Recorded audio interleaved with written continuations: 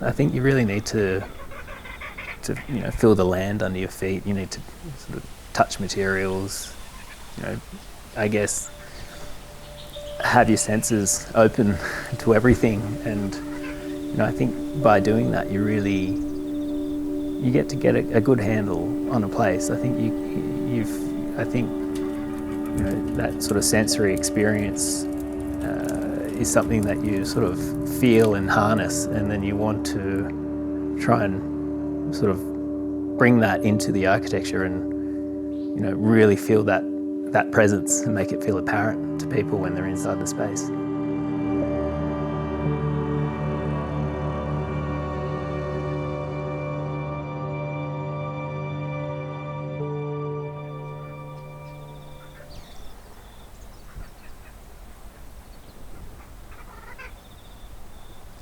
Having a feeling of country honesty was definitely important. That was one of the key driving factors as part of the brief. Also being quite unpretentious in its feeling, to provide a home that would be suitable for multiple generations, to be able to bring people together and I guess celebrate this beautiful countryside that we live in. I mean, even when we were in the construction phase, every time we would come for a site visit, for a meeting with the builders, it would always be a meeting with the builders and consultants followed by lunch. That's just how the project was structured from the beginning, from the get-go, and that's a reflection of our clients. They were involved throughout the entire process. And so that hospitality component was a big factor. Historically, there was the original station master's cottage in this exact location, and the house was quite introverted compared to what we see here today. It was designed to keep the elements out, so it was very insular. It was a little bit disorganised in the planning, very small kind of pokey windows. But what it did have, the way it was kind of orientated on the site and the way it connected into the land, somebody had obviously given that quite a lot of consideration. And so this house is a kind of continuation of the way the original house was sitting on the site. One of the comments that the clients made after coming into the house was that they could never imagine the views to be this spectacular, and that the house is in the exact same location. But again, that's just, I think, from having an understanding of scale, consideration, of giving that opportunity for prospect. I think that allows people to really connect with the broader expanses of the site and actually have an emotional connection to the place. We very much are from the mindset, if we're going to build something, that we're going to build it right.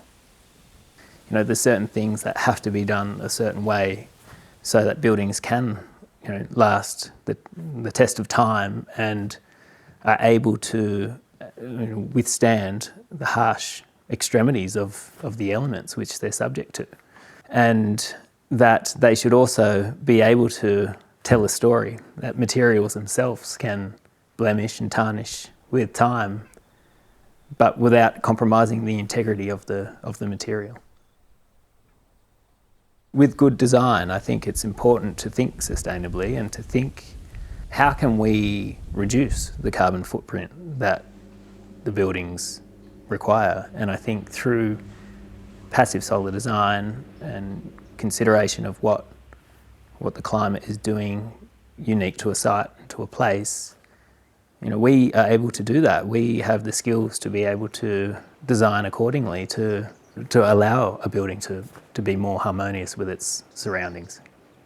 So even though it's quite a large home, at times it can operate at net zero sort of carbon footprint, which is quite amazing for a large home.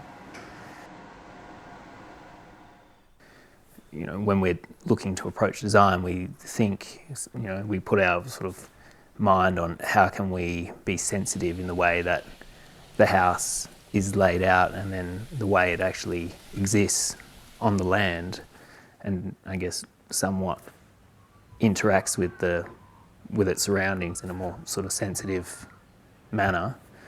That's important to us. I guess I'm a little bit nostalgic. I think at times I go back to my upbringing and think about the times that I spent, outside and spending time in the fruit orchards and swimming in the dams, and I guess that feeling of really being in the country and being in amongst nature, and it's that I think is so invigorating. And I think people have such busy lives these days. I think to be able to connect with nature, it kind of forces people to slow down a little bit and really appreciate what's around them.